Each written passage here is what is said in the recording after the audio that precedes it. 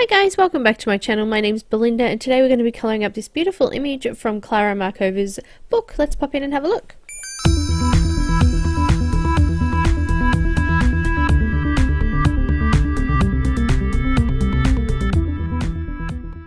Hi guys, I'm colouring up this image directly out of Klara Markova's book Magical Delights.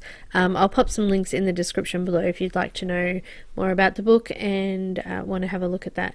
I'm using lots of different mediums today. I've got PanPastels, Prismacolor pencils, a little bit of Caran in there as well, some white gel pen and a few other things that I'm sort of playing around with and testing out on this page. I wanted to have a go at trying to do something really dark around the outside of I think it's a berry of some sort hanging perhaps from a tree, so I figured that if I put like a brown and golden colour behind, it might look like actual wood of a tree in the background. But I was quite happy with how it turned out. It was something a little bit different, haven't done it before, and I think if I was to change anything I'd probably put the background on last.